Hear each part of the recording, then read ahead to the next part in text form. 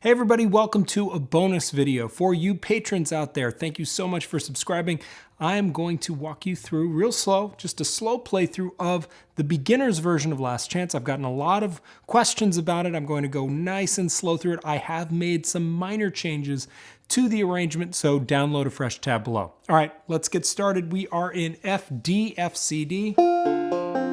And this is a slow playthrough of the beginner's version of Last Chance. Here we go, nice and easy.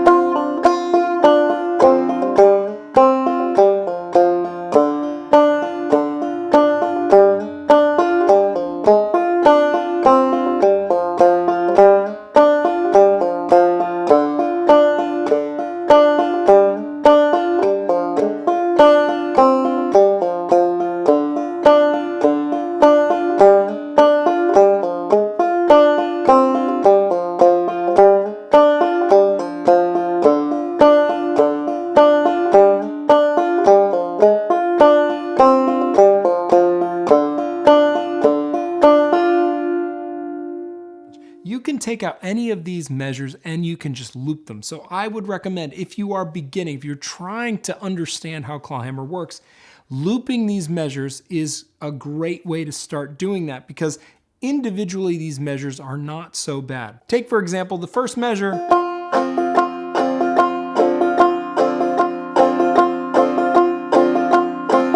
That is a great one to cycle. I know that may seem trivial to you for many, but that's how I start a lot of my students. Even advanced ones, we will drill down into some basic fundamental moves, get them really good, and then move on. Of course, as you get better and better at these small loops, you combine your small loops to make them bigger. So for example, I would take my small loop of first measure, the small loop of the second measure, which would sound like,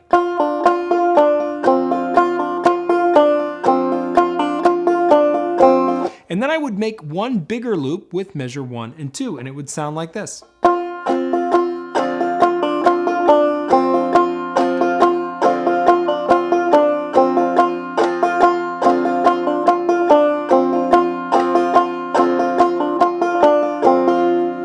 My conceit is this: if I can't make a single measure sound really good, then I probably shouldn't focus on the whole tune. I need to fix what the problems are within my single measure cycle, and then I can broaden my view to something larger, like a 2-measure cycle, an entire line cycle, or an entire section of the tune cycle. Just like a mountain climber wouldn't instantly imagine themselves climbing a mountain right out of the gate, we have to create stepping stones on our way to the summit. So we have little base camps along the way. My base camps are these small loops. One of the big loops that I would work on if I were you would be going from the 3rd measure to the 4th measure. For beginners, getting above this 5th fret can be challenging. It can be problematic because we're having to negotiate around the 5th string peg. Remember, the thumb of your fretting hand moves with you at all times, so don't try to dip into the high part of the fretboard up above the 5th and leave that poor thumb behind. The thumb wants to go to the fretting party. You have to bring them. Then the fretting gets a lot easier. So a great loop for you beginners would be 3 and 4. This is how I would do that.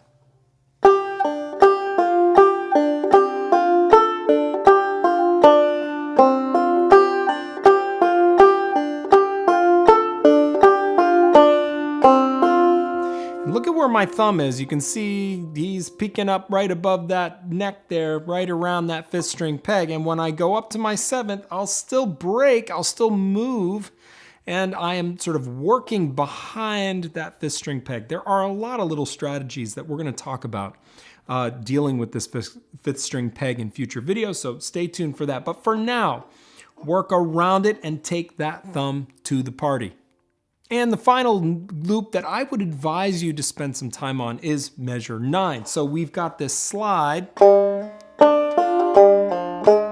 Now, a couple things for you beginners. This slide on 2 to 3 of the 3rd string is not set in stone. You don't have to slide it, just like we talked about in the last video. You could turn that into a hammer-on. The reason, and that would actually be easier, by the way, that the hammer-on would be easier. The slide is, out of the 3 main categories of left-hand technique, the pull-off, the hammer-on, and the slide is the hardest of those 3 families of techniques to really get right. The reason why I didn't put it in as a hammer-on is because I intentionally want all beginners to be faced with the problem of the slide.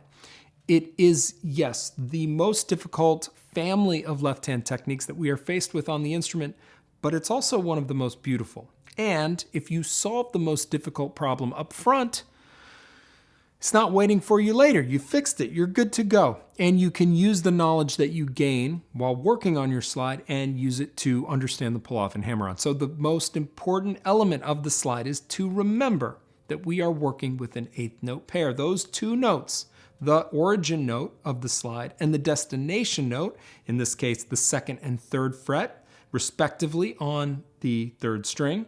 The origin and destination note are equal partners in that phrase, in that technique. So we have a starting point, our origin, and then our ending point, our destination. You can't hear the destination right now because I held that too long, but listen again. 1 and should happen on the 1 and you can tie that into your right hand throw and upstroke, because all that hand movement is capturing the upstroke of the right hand and trading it for a left hand move. So we're ostensibly removing the 5th string where we'd imagine the 5th string to normally be, and we're doing a slide in its place.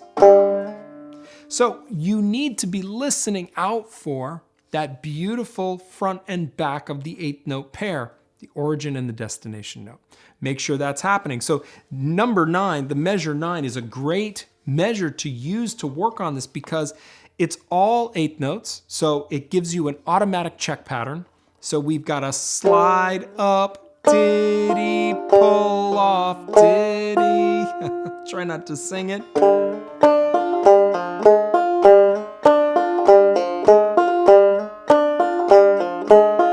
All 4 of those pairs have equal value. So your slide should sound rhythmically identical to the 3 other pairs that you're playing in that measure. Cycle it nice and slow. Also, beware, watch out. We know that we've dropped this 3rd string, so it is slacker than normal. It gives you much less leeway. It's very easy to grab it and drag it sharp on your pull-off.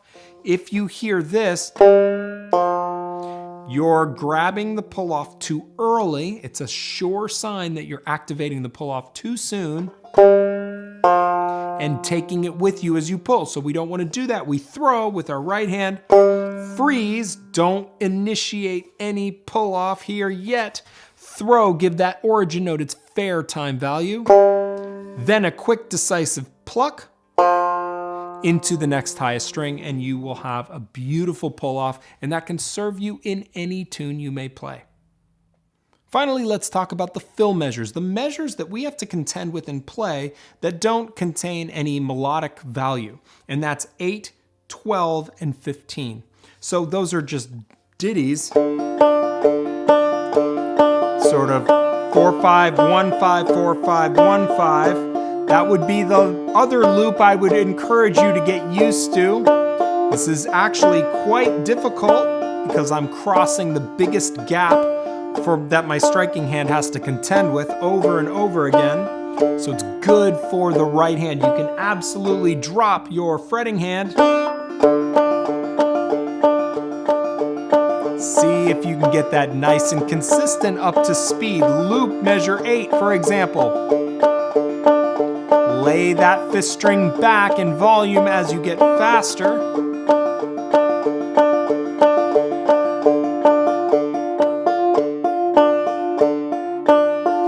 start to replace your throws on the first string instead of a ditty on the first and fifth every other time. You could challenge yourself and do a drop thumb.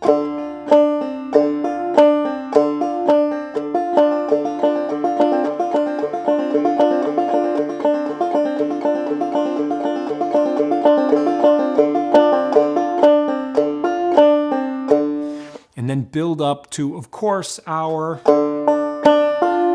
beautiful alternate string pull-off pattern.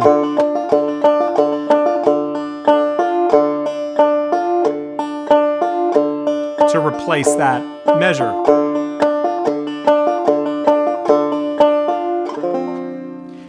Start slow on that alternate string pull-off pattern. And by slow, I mean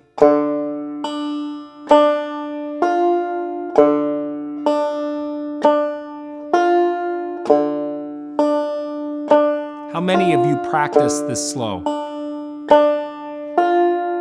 You should. It's good for you. It's really good for you. All right. This was a quick bonus video to get you beginners oriented in this beginner version of Last Chance. I have another special little thing for you experts. Another bonus video coming this week. 2 bonus videos. What's going on here? And then we are on to FC, FCD, my version of Last Chance, all tabbed out with a C part and then a fretless version. It's going to get crazy around here, and stay tuned also for announcements about the next boot camp that is coming in February. We have a boot camp coming in February. Very excited.